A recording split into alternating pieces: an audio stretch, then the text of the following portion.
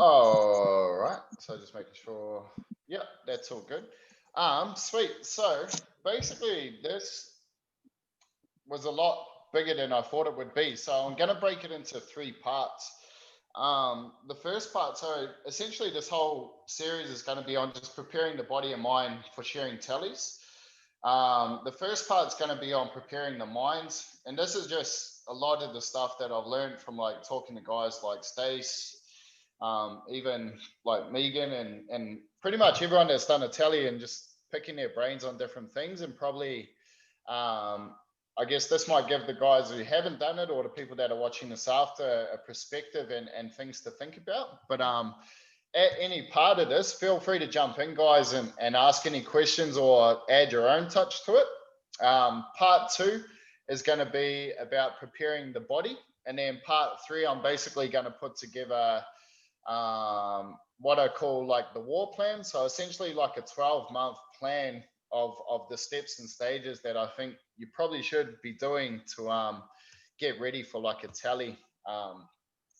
You might not always need that long, but you know, the longer you sort of give yourself, the better. So yeah, cool. I'll crack into it. So yeah, tonight, part one, basically preparing the mind. And as you think, you shall become. Bruce Lee is the ultimate. So what we're going to do is the first thing you really got to know, and the first thing you've got to really consider anytime you want to do anything, whether it's sharing a tally, whether it's, you know, breaking a world record, whether it's, you know, trying to be a world champion, or if it's just purely just trying to be the best you can possibly be. One of the first things you want to ask yourself is you got to know who you are and what you want. And so what that means is if you know who you are and what you want, you can use that to guide every decision you make. So, for example, if you know you're the person who is going to break a record, you know, you start to do the things that that person would do and do all the things that that person would do to break that record. And once you know what you want, so if it is that you want to break a record, or if you want to share a big tally, everything you do will be geared along to that. And if you keep asking yourself that question, and if you keep reminding yourself of who you are and what you want, that's just going to start to just guide every decision you want. And a lot of people will attach this, you know, to like who they are. They might be want to be known as the best shearer of all time. They might just want to be known as, you know, the best family person of all time. They might just want to be known as, you know, a person that gave it a real good crack.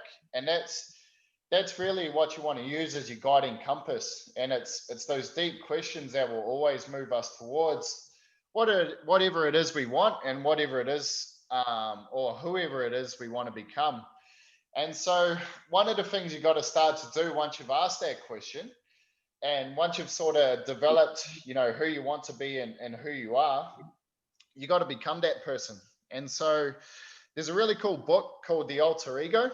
And essentially it's, I should actually get up this video, but essentially there, every single person that you probably see who's famous or has done something great, essentially they have a different side of them. So almost like a superhero version of them. And a really good version of this is Beyonce, and I'll see if I can find this video later on. But essentially, like when you think of someone like Beyonce, like super confident, everything you see of her is like the most confident human on the planet. But essentially, that's just her on stage. She's actually like in person or in her real life, she's actually quite shy. But as soon as she, you know, puts on her dancing shoes, puts on her dress, she becomes Sasha Fierce. And essentially that's her alter ego, and she becomes that ultimate confident person that you see on stage. And so if you can start to develop this mentality and this mindset of the person who is going to break that record, and all you guys that have done tallies, you probably got that anyway, where you actually become almost like a different person on the day, because you got to go to a different place and from day to day. And then the last question is like, ask yourself, like when you hang up the moccasins, what do you want to be written on, basically on the gravestone of your career? So essentially when you finish, you know, what is it that you want to know that you've done, so that you can know, you can be happy with what you've done. And at times that's always going to change, you know, like you'll set yourself goals, some you'll hit, some you won't. But if you keep asking those questions, you know, like know exactly who you are and who you want to become, then essentially build out that person and become the person who does those things.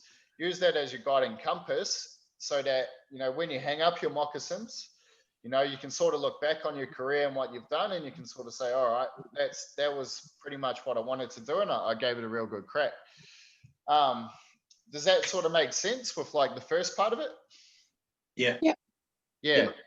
So it's really is like all about really creating that really clear vision of who you are and what it is you want to do, and then just essentially identifying those parts. And there's actually a lot around this that you can work on and build out on yourself. The book called The Alter Ego is actually a really good one, and I might share I'll share a worksheet into the group on building that out. It's pretty cool. I did it with my cousin. I think Carolyn was on this call actually, because my cousin was getting into kickboxing, and so she had to think of like a ring name, and she came up with this pretty hard out ring name. But that was her cue to become someone else in the ring, because she's quite timid and shy. But you know, as soon as she became that person, she fucking became a savage in the ring, which is pretty cool. Sweet. This is something that we talked about last week on the call. With Stace and Angus, we're talking a lot about this, and sorry if these things are in the way, but one of the biggest parts is actually understanding what's actually involved. And it's not so much like the processes and the things you got to tick off. It's more like the emotional side of things and the mindset side of things. And this is just from listening to guys, what they go through, and I guess a little bit about my own sort of journeys with my own trainings and trying to do records and shit like that. But you know, quite often you'll have a sense of loneliness. You know, like it's like you versus the world. You know, you're out there doing training on your own. You're out there doing shearing on your own, or like you're trying to improve on your own. And quite often is, you know, all your friends might be out doing other things. So that loneliness does come in. You're probably always going to get a sense of frustration and fatigue when things aren't quite going your way. You always got time away from your friends and your family. Quite often, things like self-doubt will come in. You really got to deal with your inner self-talk all the time. And this is both negative and positive. It'll quite often, when you're trying to do something you've never done before, it's also going to highlight pretty much every weakness you have, and that's both physically and mentally.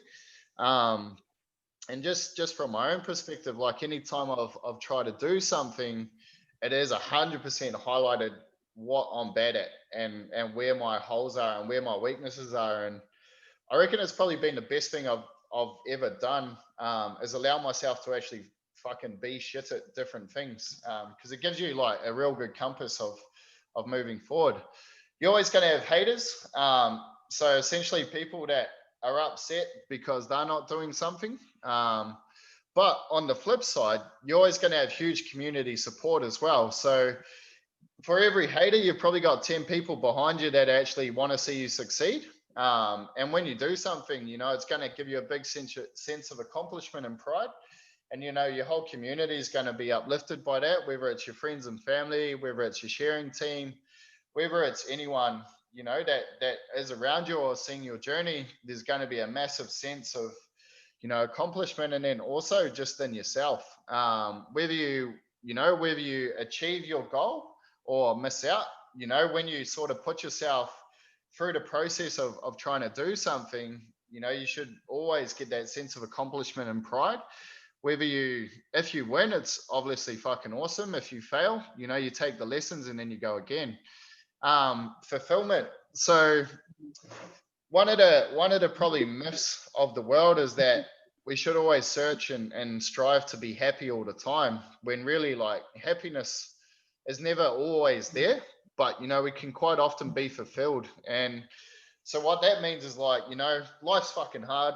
There's always things we're going to have to work through, but if you're doing work that matters, or if, you know, you're doing something that gives a bit of meaning to your life, you're going to have a sense of fulfillment.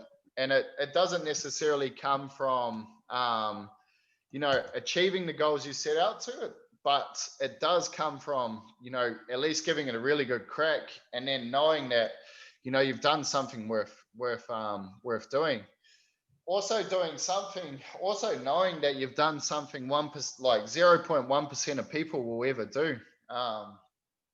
So there's very, very few people that will ever do, you know, a record or make a golden shares final, or, you know, do things that great people do.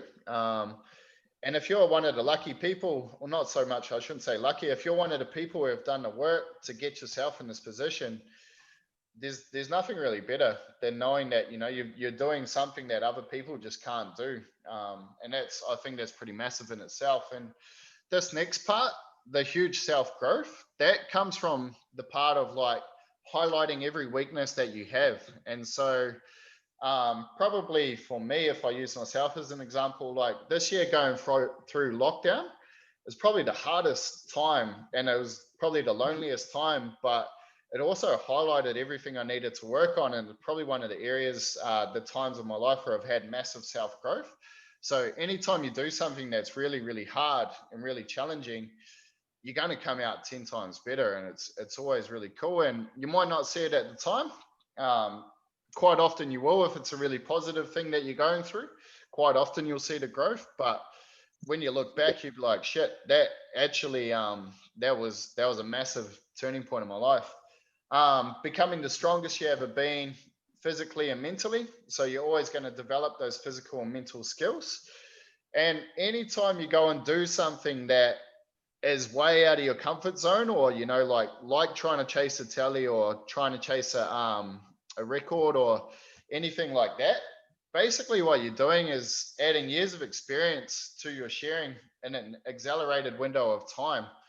So quite often when we have a goal or something to work towards, we're always going to put in more, and it's always going to speed up our accumulation of knowledge and experience. And it's just going to, just like, you could do probably what you'll learn in a year of chasing like a tally. That's probably about, you know, 5 to 10 years of just, you know, your average shearing. So if you go and put yourself in those situations where you know you have to improve really fast, you'll be amazed at what you can actually do. And that's why you see guys who are probably like just your normal shearers, and then all of a sudden they've been asked to do a tally, and they're fucking just leaps and bounds ahead for the next few years, you know.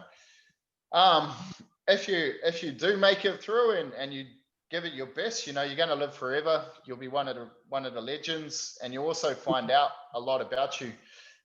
So you'll find out what is deep inside of you. And if you ever read David Goggins' book, Can't Hurt Me, he goes through some really dark shit, but he learns about himself a lot in the process. So with all of this is like, once you start to understand what is actually involved, there's always a bad side, but on the flip side, there's always the good side. And that's essentially life, you know. With every challenge, there's always a really big bright side as well. So it's the yin and the yang, it's the darkness and the light.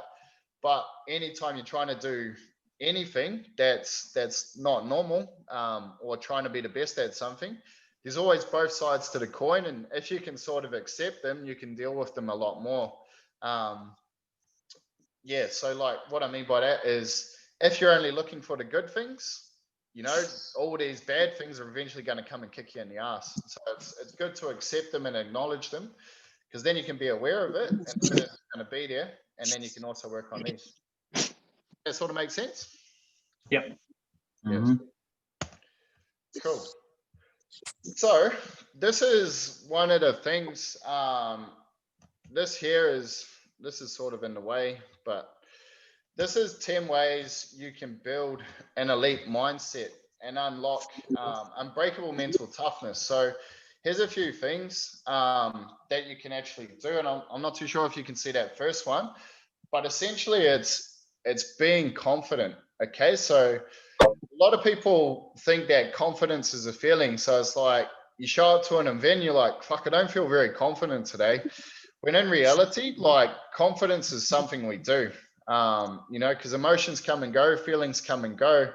But once we realize that confidence is something we do, it's something that we can practice, and it's something that we can develop over time. rather than leaving it up to hope and hoping that we feel confident on the day. It's something that we can actively work on. So one of the things we can work on is our body language.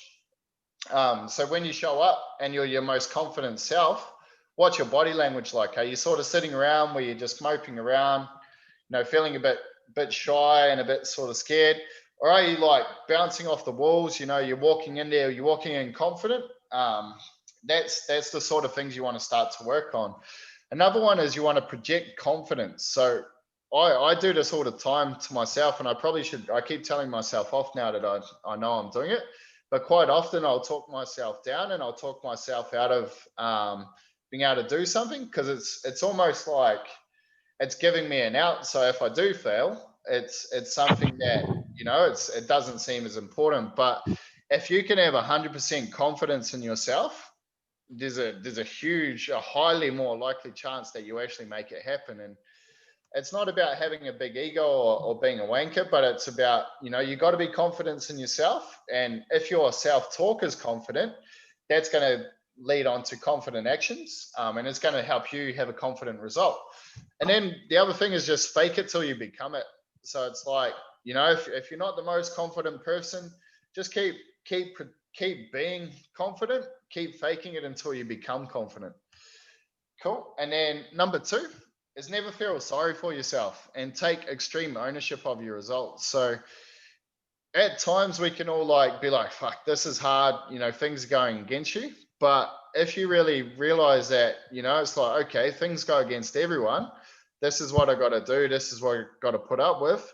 And then just take extreme ownership of your results, then you're in control. So you're not letting outside things affect you. You're taking ownership of what you can control, and then you can give it your best. Number 3 is stay patient in the face of adversity. So every time those roadblocks come up, or every time, you face a challenge, stay patient, stay confident, and just keep working through it.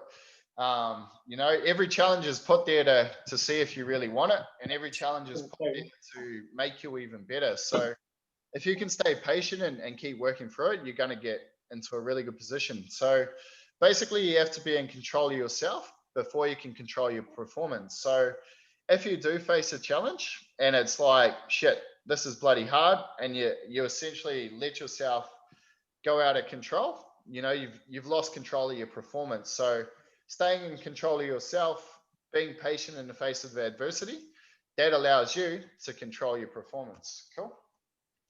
This is another really good one. And this is one I've been reminding myself lately, is that the only easy day was yesterday. So this shit's hard, eh? Like doing anything that people don't do is fucking hard.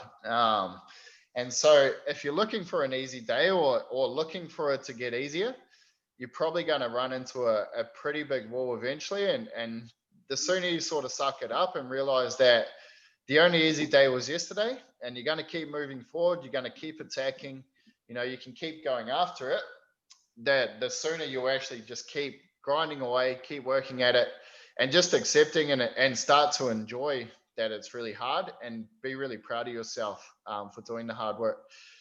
Cool. And then this one here is quite a good one too, is like, what's important now? So has anyone ever had the time where it's like, you've got a million tasks to do? And Angus, this is sort of probably you, where you got everything's going on all at once, and then you just get this sense of overwhelm, and it's sort of like gets a bit too much. But one of the things you can sort of say to yourself is be a winner. And what that means is focus on what's important now. So what is the one task I need to do right now to make sure I'm going to have success? Does that make sense, Angus? Yeah, bro. Yep, definitely. Yeah, for sure. Right now, success is getting this one to sleep. Yeah. And that's it.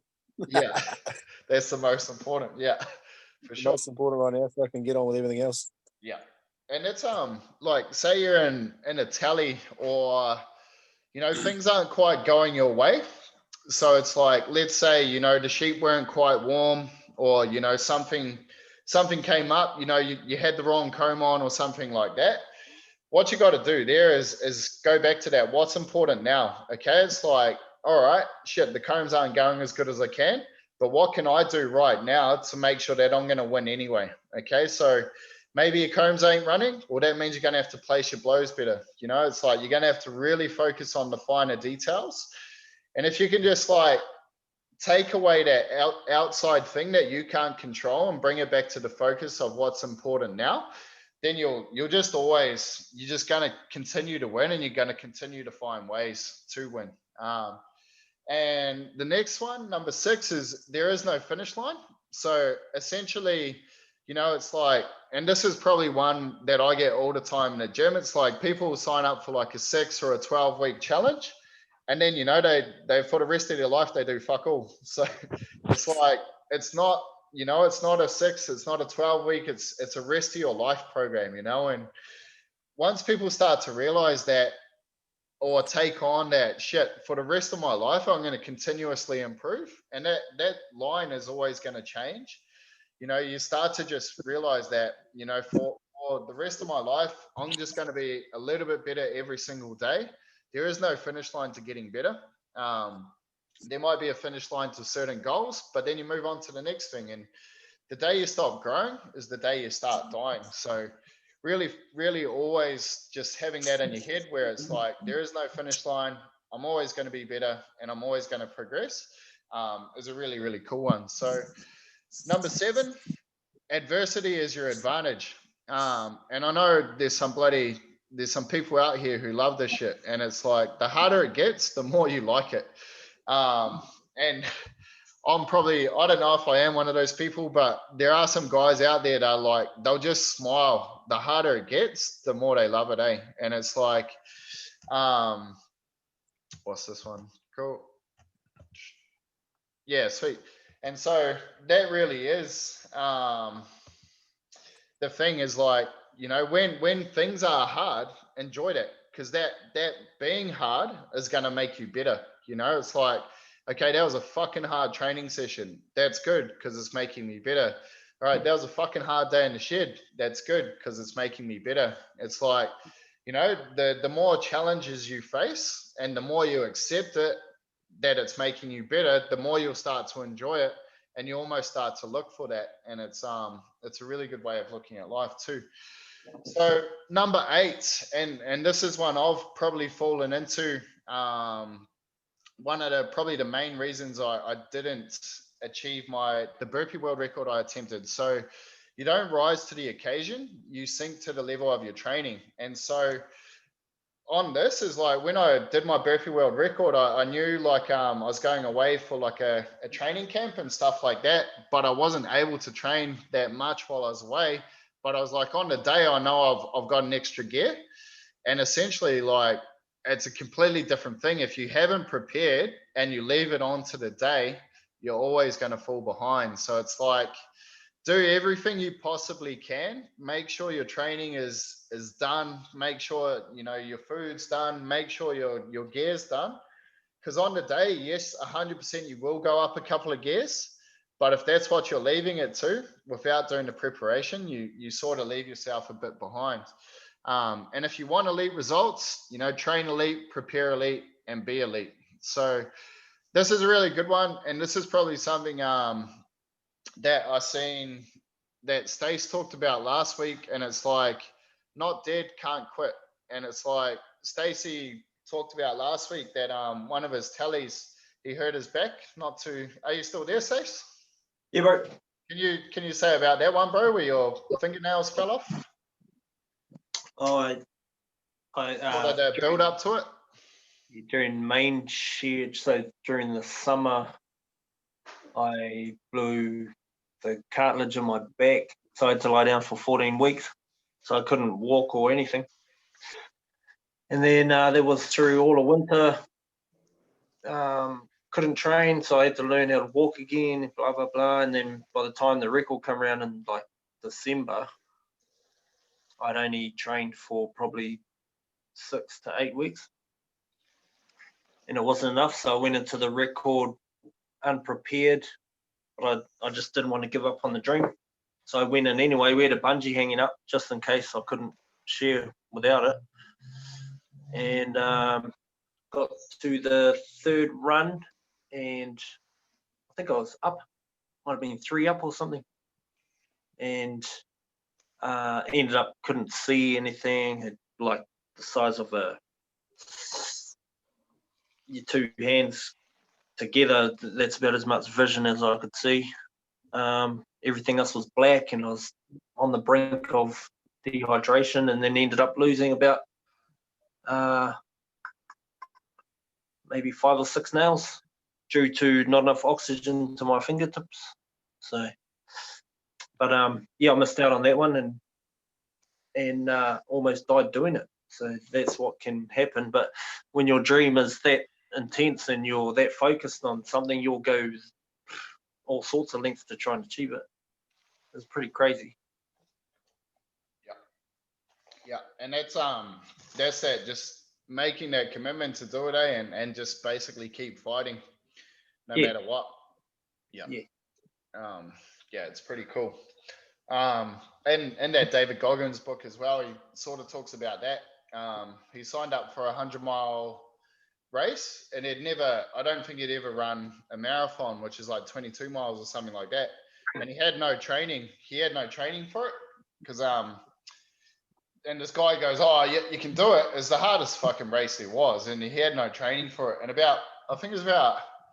he was getting fucked by about 50 miles, but about 70 miles in, like he was shitting and pissing blood, and he'd broken both of his legs, like his shins were just starting to basically break apart, and he pretty much couldn't. He was fucked, and but he ended up finishing the race, and he reckons that at that point where he was shitting and pissing blood, and his legs were basically broken, he was running on broken legs. He reckons that was about his 40%. So he still had 60% left in the tank. And there was always more.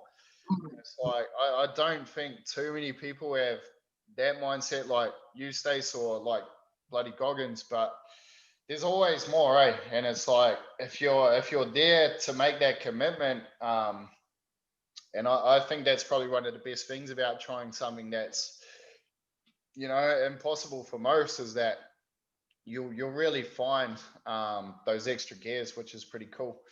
And then number 10 is having one word. And so this can be a reminder to you. And this is something that's called like success signs. And this is something that you can put up. You can put it on your handpiece. You can put it on like a piece of tape around your wrist. You can put it somewhere where you can see it. It might be something on your fridge, and that one word is just a reminder to stick to your process and to stick to your task. So if it's like on your fridge and it's like, don't eat those fucking ice creams, you could be like, put fatty on the bloody freezer, but it's also could be like the one word could be, like good. And that word good means like every time it's feeling hard and you see that word good, you're like, fuck yeah, I want it to be good, I want it to be hard. And it's just those reminders, and to constantly give yourself something that's going to keep reminding that mindset, because all of this elite mindset stuff is stuff you can build on. It's just about giving yourself those little tools. Cool. Next. Cool. So this is probably one of the most important things that I believe is extremely important and probably a little bit underrated. Maybe not so much, but what it's like is one of the things that I've sort of learnt is you can be the fittest person in the world, but if you're not conditioning yourself to the environment or the pressures of what you're going to face on your game day, then you're going to find yourself running into holes pretty quickly, because you can be really fit in the gym, you can be really fit just in normal shed conditions, but once that pressure comes on, there's responses in your body of like stress, there's the pressure of having someone counting for you, there's all sorts of pressures that going on.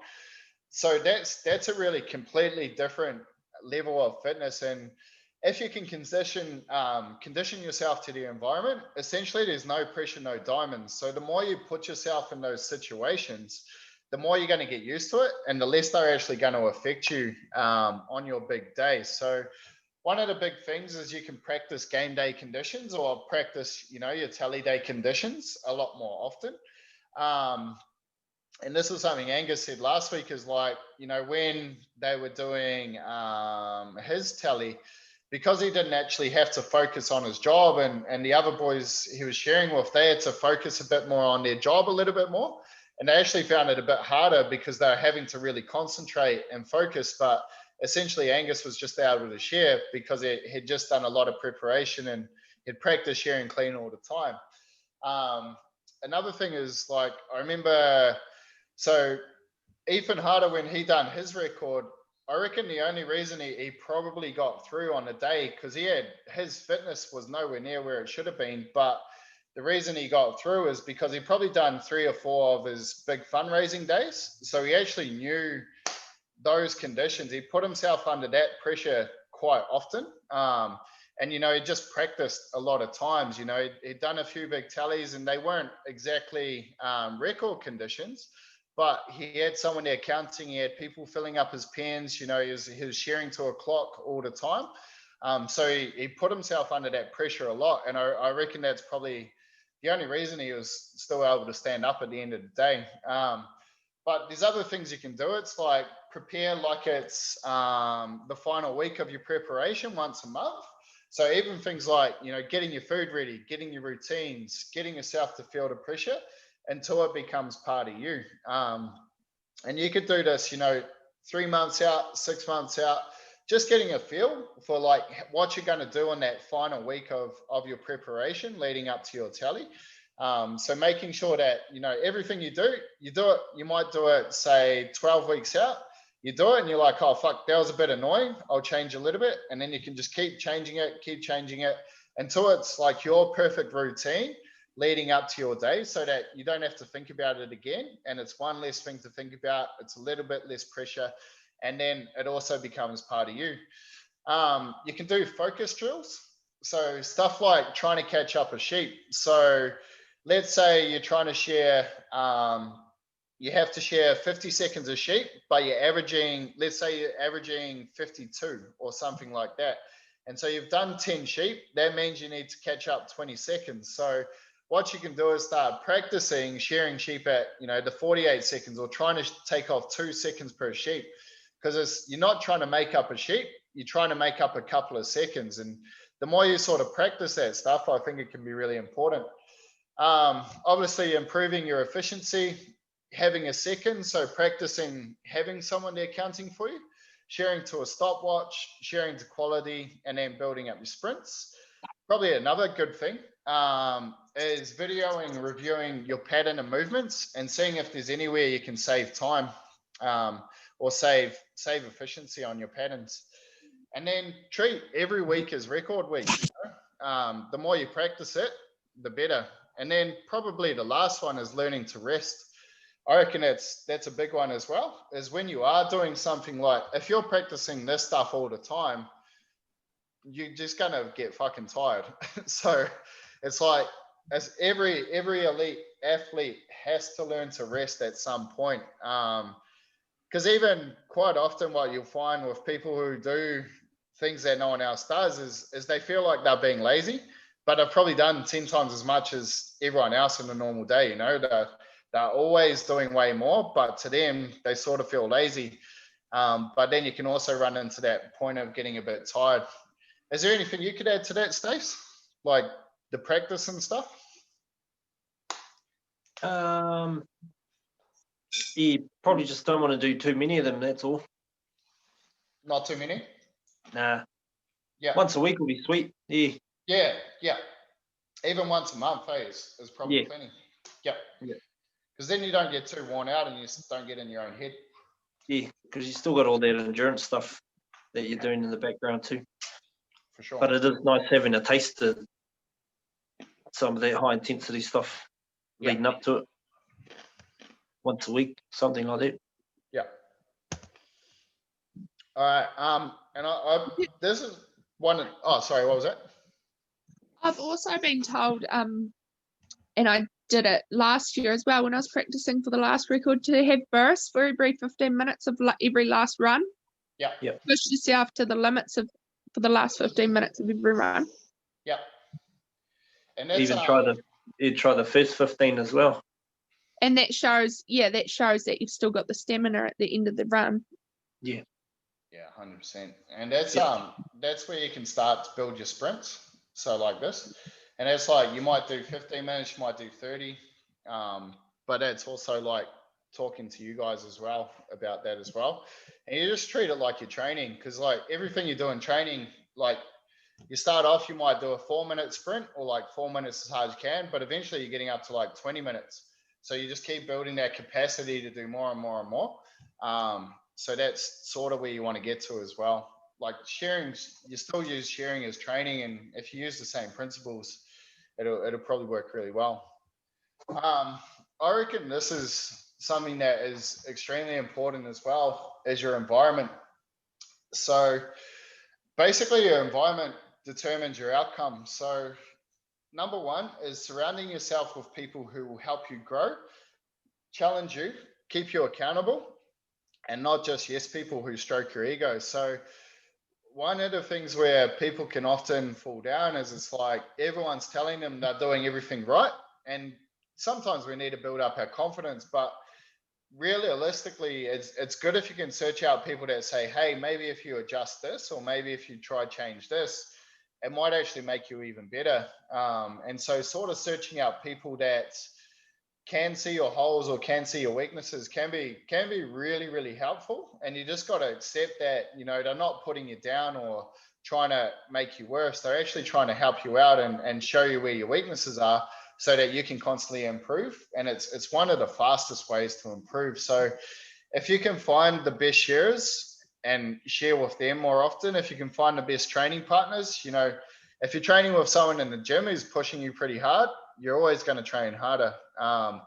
And then just finding the best mentors. So those people that you can go to for advice, you know, there's people that are there to keep you moving, and just having those different people around. And for you, Megan, it's like your old man's pretty influential in that, eh? So Oh, definitely. I work really well with him. yeah, it's pretty cool. Yeah. And one of the things too I've found in the shearing industry is quite often everyone's like, oh, no one in my gang will train, or no one in my gang, they just want to drink piss, or blah, blah, blah. And it's like, if you don't have those people around you, just become that person, you know? And then like for a while, you're going to be the wanker that does all the extras. But, you know, once you start kicking your asses, and once your life starts looking a lot better than theirs, it's quite often that you'll pull them up as well. So cool. Number two is like having an environment that welcomes failure. So probably one of the worst things about school is like you're not allowed to fail. You got to be perfect all the time. And it's like, if you're allowed to fail in school, where it's like, okay, you didn't quite get that right, this is how you can fix it, you know, like you're always going to improve. And so if you can get into an environment where it's like, okay, fuck, that day we didn't quite hit it how we wanted to, but we can get some constructive feedback, and we can consistently search out improvement, fuck, you're always going to get better, eh? There's always somewhere you can improve, which is pretty cool.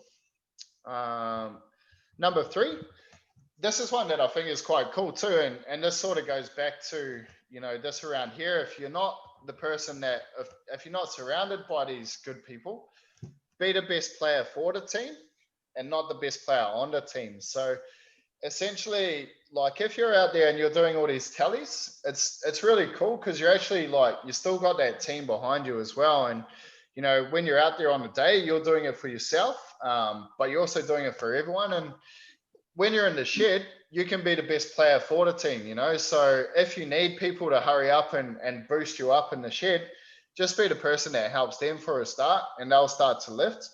Basically raise the standards of everyone around you.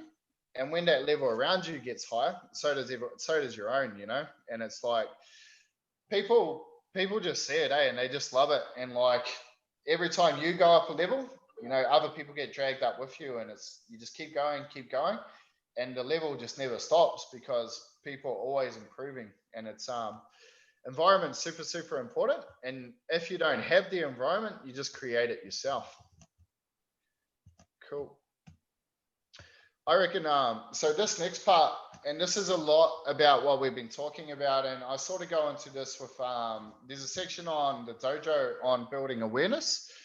So, and this is all about building your confidence and basically working on the process so that no matter what happens, you can always show up and give it your best.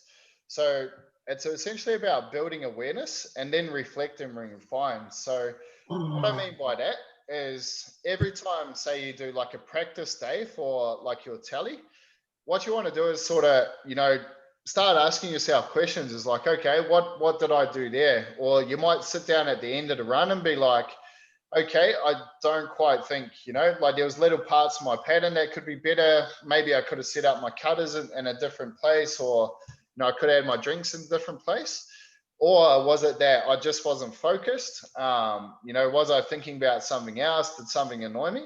And every time you start to build that awareness, you can reflect on it, and then you can adjust it for next time. And it's once again, like, it's not about, confidence is not something we feel, it's something we do. And if we can start to build that awareness of when we are confident and what we're doing when we are confident and at our best, it's something that we can replicate anytime we want.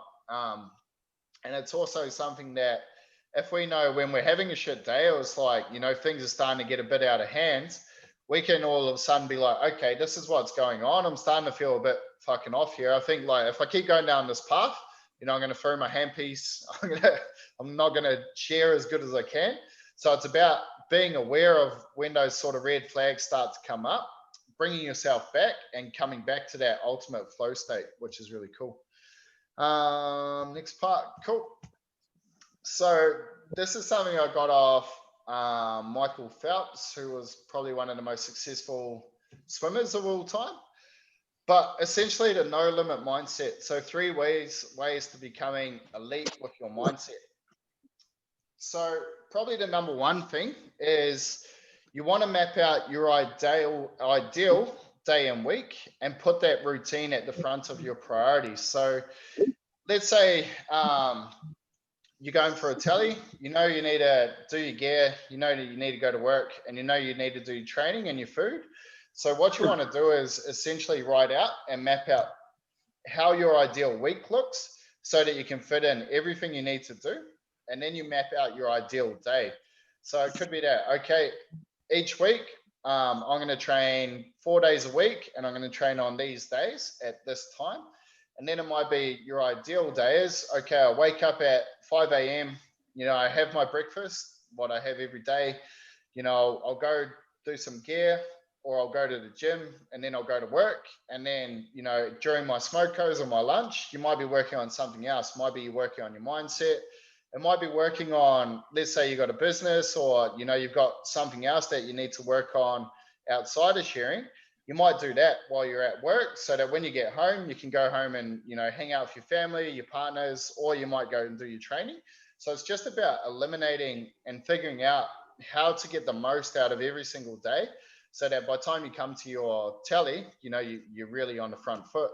So basically, getting these routines in place always allows you to be the front foot and attacking. And when you can attack, you can win. So it's a really good one. And then this one's a big one too, is like, do what needs to be done every day to improve. And aim to improve every single day of your life. And this was a really big mindset shift for me earlier this year. So for a long time, I've actually put off my own training and trying to sort of work towards something. And it was always had the excuses of, oh, I've got my business, I got my boy. And then I was like, actually, no, fuck it. Just commit to doing the little things every single day for training, and making sure that it's a priority. And it's amazing how much more I've improved this year just by that one little mindset shift of, okay, I've got to do this every single day.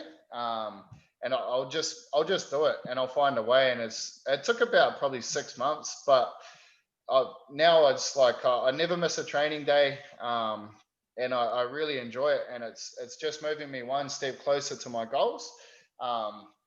And I reckon, like, I've always had probably the physical abilities, but it's really been dialing in these things. And that's probably something I've lacked quite a lot is the mindset side of things. So when you fall off track, just get back on it. You're always going to have shit days, eh? And like, I know at the moment, Megan, like, you've got all sorts of shit going on, but you know, it's like you just keep getting back on it and just keep going. Same with anything, eh? It's like, if you fall off the wagon, don't burn it. Just, you know, fucking fix that wheel, get back on it, and go again. And when things are hard, you know, just tell yourself it's good. I like it hard, you know, the harder the better. And just keep looking for those challenges and just keep finding ways to keep moving forward and keep improving. Any questions on that, guys? No. How detailed do you get when you map out your week and then your day? Probably as detailed as you need, eh, bro? So Down like, to the timing of your meals, down to what's in your meal. yeah, yes. So that is 100%. So something, and this is what I'm going into next week, essentially, and preparing the body. So probably most of the time you want to be almost eating pretty much exactly the same thing if you're trying to work on performance. So in terms of mapping out like your ideal day, you might be like, okay, this is what I'm going to have for breakfast. And like, you might do that for the week. And then you could be like, all right, I really got sick of, you know, my oats or whatever. So next week I'm going to have this for breakfast. But always making sure like you know what you're having rather than leaving it up to chance. So that's a really good question, bro, because it could be like, if you know you need to, you know, work on your body composition or work on your performance fuel, it's like you should know exactly what you eat 90% of the time. So you should have like a meal plan that you stick to most of the time. And then when you need to, like, you might just run into something one day, but at least 90% of the time you've always got it there. And this is what it sort of means by mapping out that day is, if you were to have like a perfect day 90% of the time, what would that day look like? And you can really map it out. And it might be that, you know, on a Monday, you know, you go to the gym in the morning because on Monday nights you like to go out for dinner with your family or something like that, or your kids have got swimming at nighttime, or it might be, you know, on Saturday, you know, you got the day off shearing, so you're going to go, that's when you're going to do your big training day. So it's more just having a plan and then working out that week so that you know that you can get in your key priorities for the week, whether it's like whatever your key things are, whether it's like family time, whether it's your studies on whatever you're studying, whether it's your training, whether it's your food. And you look at those key things and then you map it out for the whole entire week. Yep. And make it as detailed as you want. Some people like a hell of a lot of detail. For me, I'm pretty simple. Like, I'll write out one meal plan a week, pretty much for me, and I'll just stick to that. And then I know my training, I pretty much do the same time every day. And then I also, like, I set my calendar of my work times throughout the day. And that pretty much works for me. And most of the time it works out pretty well. So yeah, if you sort of just map out the little things that you got to do and then just start sliding them in throughout the day. Does that make sense? Yep. Yeah, cool. And then it's always like constantly tweaking and adjusting, and routines and habits are a skill. You know, it's, you know, at the start they're a pain in the ass, but after a while they just become something that's second nature and it becomes part of you. And that comes back to all of this. This thing right at the start. It's like, know who you are and what you want, and then basically become the person that is that. So it's like, what routines and habits and what does the week look like of the person who is doing this? So that's probably the biggest thing is once you've figured out this, the guiding compass, then you just build out the routines, the habits, and the things that you need to do to become the person that achieves that thing. Cool. So it's all just it all lines up really, really well. So but that's pretty much, I think, in preparing the mind, that's the sort of things you got to take into account, and it's probably the most important part of it is knowing what you're getting yourself in for. A really good quote I heard is there's no balance in greatness, and it's actually quite true. Like, if you want to do something that no one else does, there's no balance. It's that's all consuming. That's your life for a part of time, and it's worthwhile. You know, that's where you get that fulfillment from. There's always going to be challenges. It's not always fucking sunshine and rainbows trying to do things that people don't do, but at the end of it, you're probably going to find yourself really fulfilled, and really proud of yourself for doing something that, you know, people don't do. And in regards to preparing the mind, it's just do the work, build that awareness in yourself, keep practicing things. When you notice little things about yourself, I do it a lot with my training. Is like, quite often now when I'm starting to get up to a number on my training that I haven't hit before, I start to get nervous as fuck, so I actually use a breath technique. So I'll use a breathing technique to calm myself down. But now I've pretty much worked out a routine that I use every single time, so that it doesn't really matter too much what it is. I've got my focus points, and building that awareness in yourself, and really developing the mindset of, you know, everything's in your control, and you want to work on the things you can control, and then just keep refining it, keep reflecting on it, and then sort of using, you know, like trying to build that elite mindset, working on all of this stuff, never feeling sorry yourself, staying patient. You know, the only easy day was yesterday. What's important now? There is no finish line. Look for the hard stuff. Basically, do everything you've got to do, and give it everything you've got. You know, some days aren't going to be as good as others, and shit's going to get in the way. But the more you can do it, the better. Once you made that commitment, don't look back. Just go for it as hard as you can. And then give yourself those little constant reminders that keep you on track. And then also build that environment around you that sets you up for success. So I reckon it's pretty cool. Like, it seems to be in the shearing industry, once you sort of aim to do, you know, a tally or something big, you quite often got quite good people around you. And, you know, not always the easiest to find, but, you know, if you can surround yourself with good people, you're probably going to go a lot further. So yeah, it's a pretty massive part of it. And yeah, any questions on all that stuff so far? No. Cool. Yeah, so next week I'm going to go into basically part 2 of this, and that's preparing the body. So basically, once you've laid the foundation and once you've made that commitment to it, it's all about, then it becomes the process. So it's all about understanding where your fitness needs to be, understanding what you need to do to achieve that, getting your nutrition sorted, getting your recovery sorted as much as possible.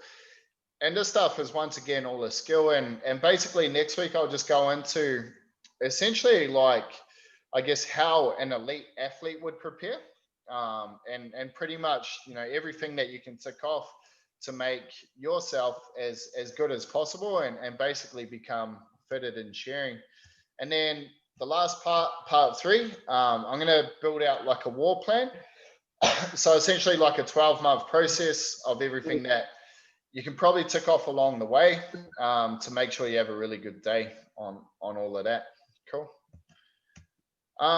Do you guys have anything you want to ask or any questions?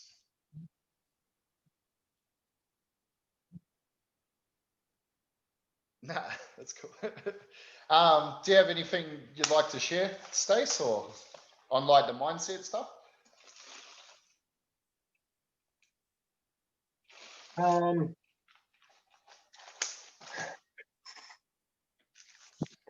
Or just the part, maybe, like, you'll always work to your pain threshold. So if you can get your pain threshold up to a certain limit, to a certain height, you're always going to work to that pain threshold. So if your fitness, let's say your fitness is at 80%, your threshold is going to be at that 80% limit. If your fitness is at 110%, you got your pain threshold is going to be at 110%. So everything comes back to your training, pretty much. So if you can get your training up to your max, absolute max each year, if you're going to do these year after year, and you build off each year, you get your, by year 2, 3, 4, your threshold is through the roof. Yeah. You end up with no threshold pretty much. You just go. Yeah. That's probably something that is that can only come from experience too, bro? Like actually knowing that pain. And you'll find this too, Megan, when you get to your day, your second day, like your second record, you'll be just at another level, but you'll be maxed out at a different level because of that extra year of training and that extra year of experience. Yeah. Yeah, and you're chasing every second, aren't you? You're not chasing, it's not like a team event. You can chase someone and you can catch up time. Yeah. Racing someone, you can't catch up time on seconds. Second is a second, isn't it? Yeah, there's not much time to relax, eh? Not much time unless you start. But no. Yeah, because you're out there by yourself, there's nowhere to hide. Yeah.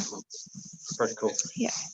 And that's those things, like where you can start trying to practice chasing those seconds instead of like having someone to chase you. Chase the seconds as much as you can, and like every sheep's going to be different, or every day in the shed's going to be different. But let's say you start in the morning and you're doing 50 a run. Well, it might be like, okay, work out how many seconds it takes to shed at 50 a run, and then it's like just try catch up 2 more seconds somewhere. And so you're constantly trying to chase those seconds. And I first heard of your old man doing that, Jacob. Like because my old man used to shear with Rod back in the day, and he was saying that's all he did. It was like he had that stopwatch. He didn't have a counter. He just tried to make sure he always hitting the time every single time. So yeah, it's pretty crazy. Anything you could add, Angus, in regards to like mindset? Sorry, just got on, missed a bit. Got another sleeper. You fell asleep. Nah. Mindset. To be honest, I've drifted a fair bit. Like, I know what I need to do and that. But it's very, very hard to keep that rock solid sort of focus. On any given day, I can do it, but I suppose I've got other things that I'm, and so I haven't been fully committed for quite a long time. So I think it's very, very important that if anyone's going to do something like this, that you are fully committed, because you haven't got time to lose day not being focused. I think as soon as you have one day that you're out of focus, that's one day less that you can put towards your goal. And I think that that's really important. Obviously, it's important probably have a break, and Dylan will know more about that. But and also not getting, with the mindset, not like just trusting yourself that you've done the work. Like when you get there, you've done the work, and trust yourself, and just have it locked in, and hit your targets, whatever they are, and don't worry about the little things. Like just keep it moving. I think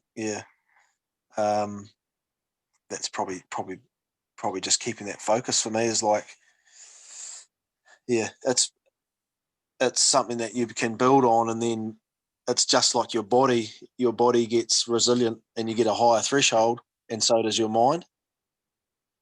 And so the longer you do it, the more your mind gets that sort of higher threshold. Would that be right, Stacey? Yeah, definitely. Yep. Yeah. Yep. And your mind will end up like a rock, like nothing will get inside there. You'll be able to just, you could have a shotgun go off beside you and it won't matter. That's been the biggest change in my training this year, and like I'm starting to perform better than I ever have, and it's because I've been able to focus more than ever. And it's like there's quite a lot of times where like that focus is not there, like I'll be thinking about work or something else, but every time I could bring it back to the task at hand, like your results are 10 times better every time. And it is challenging, but like you're just saying, Angus, it's over time it stops becoming challenging because you build that threshold. You stop fighting yourself, because really that's it. Is like you know what you should be doing, and you just stop fighting yourself after a while, and you get out of your own way. One other thing Yeah. One other thing I'd say about that mindset is one of my uncles, my wife's uncle, Paul Pike here. His mind is unreal. He's phenomenal, and he always talked about when they were shearing, like because he used to do huge numbers for months and months on end, and he said it became mind numbing, and what you had to do was just focus on your 1 meter square, where you're going to shear your sheep and your catching pen. That's it. You don't let your mind go outside of those things when you're shearing, and it's like that. I would say it's like that when you're in the gym or when you're doing anything. You're doing it that much. You've got to just stay there, otherwise you're gone. Like you get overwhelmed by the volume that you have to cover. And he said if at any point in time he looked up out the back and that he can just see all those ewes and lambs just coming and coming and coming, it'll be like, shouldn't I looked up, and it breaks his focus, and all of a sudden it takes time to get back into it. Whereas he said you just stay inside that square, stay inside that catching pen. That's all there is. There's nothing else. I'm going to add that into my talks, Angus. That's very good. That was what Steve Hansen said about the All Blacks too, and it was like they're one play at a time. They're not worried about the scoreboard.